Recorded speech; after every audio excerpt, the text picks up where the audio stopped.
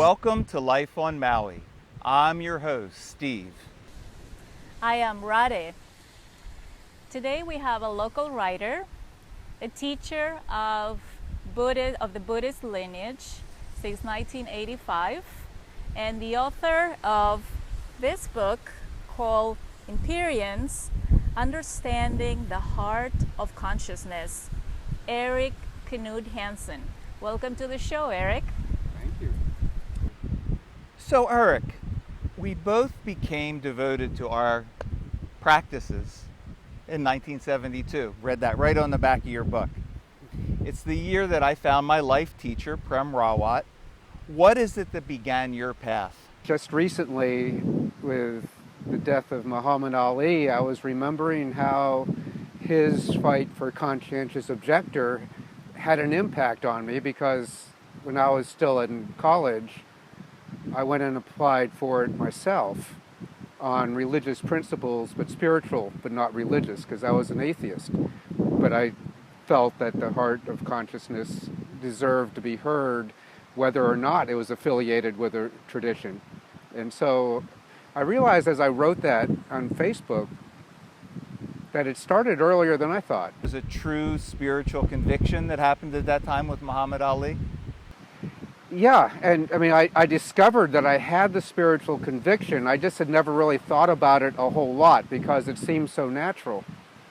And it wasn't directly related to him. It was that I realized that he sort of paved the way for people to apply who were not Quakers. Yay, Cassius Clay. Muhammad Ali. So go ahead. Speak more about maybe what it is that. So that's the beginning. Keep going with that thinking. Well, I started working with Pete Seeger in the sloop Clearwater on the Hudson River, and the folk singer, but he was a political activist primarily, and it was an environmental group, and it was very inspiring for me. But I found myself very quickly just like keenly wanting to learn how to meditate without really knowing what that meant. And so I just started seeking ways, and things just started opening really, really fast. What are some of the first things that you came across? The first actual spiritual practice was who was then the little 14, 15-year-old Guru Maharaji. And then as I proceeded to practice, going through the knowledge session there, I also, shortly afterwards, had a very deep imperience of consciousness that told me that it was completely impersonal. And so I found myself like going from this devotional spirit projected outward towards one that was a recognition of what was what I could find from the inside. Because it was very clear that way, that it was my own mind that was getting out of the way. It wasn't something coming in. It was my mind cleared, and that's what I saw. When I read your book, I thought about the impact that technology has on consciousness, like social media. There are 1.5 billion people actively using Facebook. There are about 100 million Instagram users. And if people are not on Facebook or on Instagram, they are on some kind of other social media. And that is a lot of noise. So now, mental noise. So now we're dealing with our minds, with our thoughts, and then we have the thoughts of our 100, if not 3,000 Facebook friends to deal with. And that is a serious information overload because it's happening on a daily basis. Yeah. That's like a lot of mental noise, and it starts very early on in childhood. Yeah. So if we don't find a way to create that inner silence, then there's every possibility to be absorbed in this mental noise and never find peace because the level of noise is so loud. Yes. But if there are people like you who have encountered this inner silence and have their insights and wisdom flowing, then technology is a mind goal, because you can reach out massively. You can reach out, you could create, you can hit a massive number and really help people bring a change in their lives, a critical mass through the technology. So my question to you is, what do you have to say to those who are somewhat trapped in this mental noise? And what do you have to say to those who have found that quiet, but they're not fully plugged into technology or social media to impart their wisdom? To deal with mental noise, one wants to create a bit of some capacity to observe it without identifying. It's the observing of our mind that is the most effective way of disidentifying with it. And so if the noise is about, say, myself, about my own condition or something that's going on in my world, you start to notice an ability to sit back and watch those thoughts, observe the thoughts as if they were subtitles on a movie, for instance. Notice your body. The more we can get into the bodily sensation of just sitting where we're sitting, however that is, the more we're not as deeply committed to whatever our head's coming up with. And once our head's really wrapped up into something, we have to be determined to give ourselves a little space from that. So it can feel little by little, it can just feel like a drop in the bucket. But every time we do something that interrupts the habit of the mind going on and on about something, we weaken it. We weaken the habit. We don't weaken the mind, we weaken the habit that it's attached to at that time. Try not to make too much of it. The mind is always wanting to make something more out of everything it experiences. Good, bad, whatever. Just be present in the present. There isn't anything else to be. The more we're trying to be somebody and act out who we think we are, the more unauthentic we become. Either way, it's important that we understand that if we want to awaken the spiritual side of ourselves and be able to listen to our heart and heed it, then it's useful to stabilize that mental life the same way we stabilize these beautiful cameras. We don't take a good picture if they're not stabilized. And we don't see a good picture of the subtle elements of life if our mind is just running to the next thing. So we have to turn off, go to a place and calm down and quiet the mind. Yeah, and there's maybe two stages. One is the stabilization, which is understanding mindfulness, about having your mind with what you're doing. I mean, so if you were on social media, for instance, if you can actually just be aware of your body and that this is what you're doing right here and now, that's a good thing. If I'm just totally lost in the content, totally absorbed in that, and just sort of like in this world of imagination, because it's just our own pixelation of life, if I'm totally involved in the movie, I don't understand the screen at all. And generally we're living our lives that way to greater or lesser degrees. But the spiritual life is somewhat different in that we're not focused as we have to attend to the earth, but we also have to open to the heavens, so to speak. So right on that subject, we just finished reading the classic Siddhartha by Hermann Hesse. Yeah. Beautiful book, I think. Beautiful book. And he had the complete cycle of all of life's experiences and imperiences to bring him back to simplicity.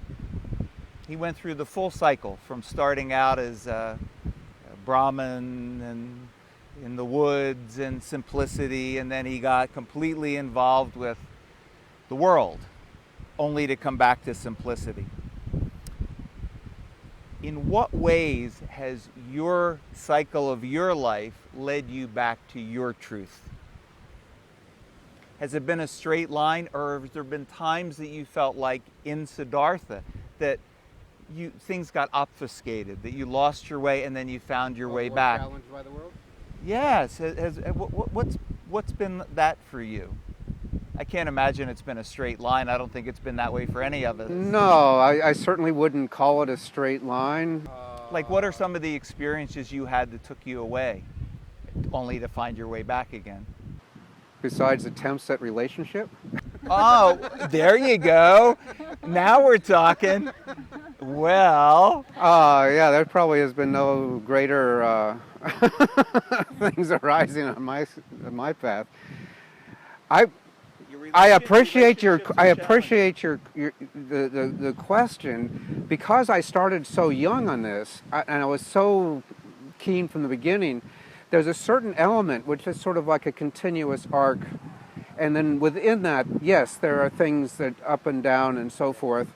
And then I discovered later, once I chose to just sort of stop teaching, stop identifying with myself as a teacher, identifying as anything, and that came around when I moved over to Maui from the Big Island about 5 years ago. And I was nobody. I knew hardly anybody. All I knew is I needed to write. And so I stayed kind of hidden. That was a major shift, and a very important one. And it brought up challenges because I was no longer in my familiar territory where I was getting positive feedback a lot from the world. Instead, I was getting a lot of red ink from my editor, bless his heart. The challenges were in being more asocial and not in that typical movement of the world that I was familiar with. It took me out of my familiar territory. So there's that. I'm still not sure that's really answering your question, but I think anything that takes you out of the ordinary. Have you ever had a dark night of the soul? Have you ever had a difficult period? Yeah, mostly brought on by myself. Because of the ways I challenge myself in sitting through pain and sitting through that. But it almost would be, sound more spiritually heroic to be able to describe something of that nature. I think I started off a little bit more subtle than that. So I just did so much work that was aimed at cleansing the mind from the beginning that I can't say that there was anything that was so dark, especially compared to what I would hear from my students or my clients when I was doing some therapy work. What they were experiencing was so much darker, and it was astounding to me. Yeah, I understand. It's similar for me too, actually. Very similar. I never hit I never hit the skids. So I would never recommend to anybody to go look for it. I do recommend highly to go challenge your fears. When you isolate them and you see them, go face them. Yes. Create the situation to face it if you need to, but understand that fear is one of the primary obscurations of the mind, because it just agitates it and contracts it in a way that makes the light impossible to see. It's there. But if we're focused on what we're contracted around, we have obliterated it. One way in which what you're explaining was very simple for me to understand was in your book. In the first part of your book, you talk about the senses, how the senses work. Like, for example, the nose is perceiving all these good or bad smells and it's impersonal. Or the ears are perceiving sounds and it's just picking up data. And then you say the mind is no different than the senses. All it does is just perceives thoughts that might be good or might be bad, but it's impersonal. And that I find that to be so valuable because we don't say to the smells, well, that's me, or the sounds, we don't identify with it, we don't say that's me. And so understanding that concept that you put on the book about looking at the mind as a sense was very simple and very relieving because it's impersonal. Can you talk about that? That's been part of the Buddhist psychology for 2,500 years, that we have 6 senses and 6 sense spaces, not 5. We have the 5 regular ones that we know about, eyes, ears, nose, and tongue, and the body that perceives sensation. Everything that we experience, X means there's a separation between sense base and sense object.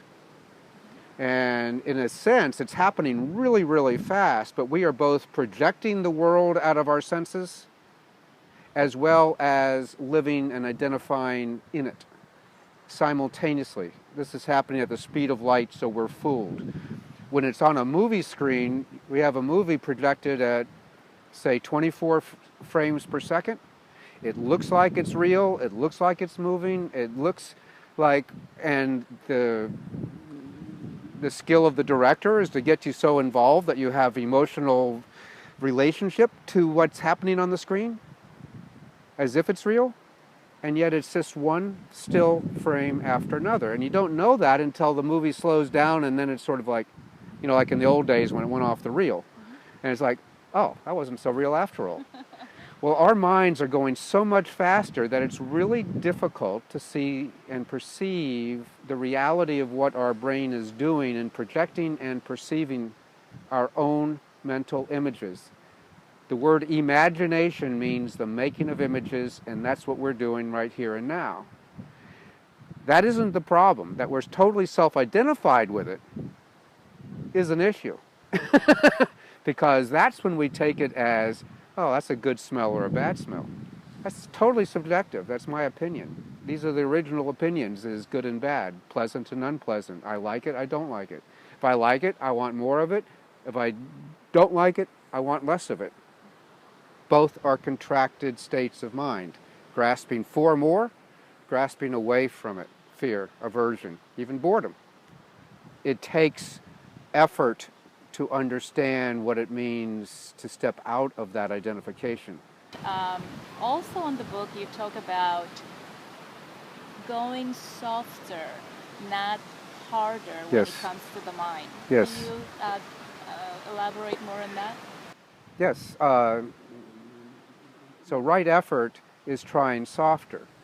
For all things pretty much in the material world, if at first I don't succeed, try again, and try harder. That's what Harder. we usually do. And that is relevant in the material world. However, that same strategy for imperiencing the immaterial world is It's not going to work. it's not going to work. It's And a mental bootstrap effect. And you're mentioning the word imperiencing. Now, Yes. can we take the opportunity for you to explain the significance of this word? Yeah, that would be good. How's the book? Imperience. Understanding the heart of consciousness. The point is that if we want to follow our hearts, we have to know how to imperience it. It's not like a mental image. It's not a concept. It's a full body quality of feeling. That is what I'm saying is, yes, we experience it or imperience it mostly in the chest, and that's why we relate to it as matters of the heart. But if we consider it more as something we're sensing through our whole body and being, it draws us into a deeper, quieter place from which to live. That's the path of heart. You just answered the question that I was going to ask you. About love, peace, and compassion are matters of the heart. Yes, and moral conscience. Yeah, and moral conscience.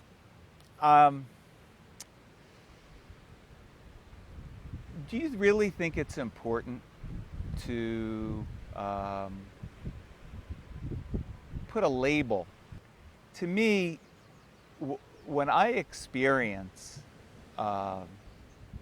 whatever it is that we want to call it, joy, bliss, love, peace, when I experience that, I don't have to say where it's coming from.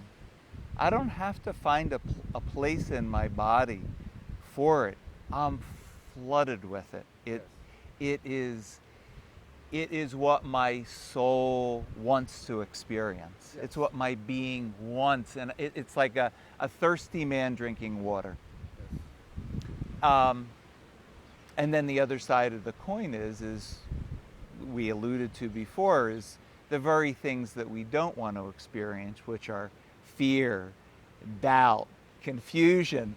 They don't feel good. Fear, doubt, and confusion don't feel good. Love, peace, joy, feel good. Right. So I'm not sure what the question is in there, but I think that that's just a metaphor. I think we're flooded with these things. It is in a way, and it's not important to buy into the way I describe it. That wouldn't be the important part. But as somebody who's working with people, and many of whom are rather disembodied from a lot of that social media stuff and everything else, and think everything is coming out of the head, and as soon as I get everything right in my head, then I won't get thirsty again. You know, why would this feel like, you know, satisfying the thirst from the desert if I'm already in the water? And if we believe, as our head tells us, that we're somehow separated, and now I have to find my way back, I'm following deluded thinking, because we've never left. That is the fact of non-duality, is we've never left, and our heart knows that, but our brains do not. Yes, that's it right there. The labels aren't important, as you say, but knowing that it's coming from inside, not outside, is extremely important. There we go. Yes. That's it. It's just liking to say a few things about prayer. Is prayer an imperience? It is, if you're aimed in the right direction. If you're asking for some form of intervention from outside, I would say it's wishful thinking. If you're asking for the heart of faith to be present and stable regardless of what's appearing and disappearing, that's prayer in the right direction. It's asking for myself to be strong enough to bear what's happening, not something from outside to come and change what I don't like. Aha, there we go. That's it. That's it. Certainly not to regulate weather or the outcomes of sporting events or any other such things, or even to keep batteries running, to keep the internet alive, you know. Oh, I pray. You know. Yeah. Oh, why am I being punished because my internet's out? God. Right. Not that kind of prayer. Yeah. So, here we are. This is the beautiful Wailea path. We're at Alua Beach. And we've enjoyed this conversation with you so much, Erik. I hope that there's some bits that touch people's hearts. And that's all we can wish for. That's why we do this, is to reach out. So that's it for this episode of Life on Maui. And thank you so much for joining us today. I hope you enjoyed it. And until next time, aloha. Aloha.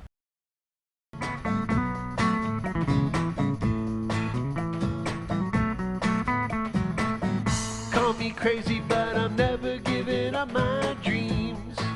No matter how far away they seem, maybe crazy is the secret to my man.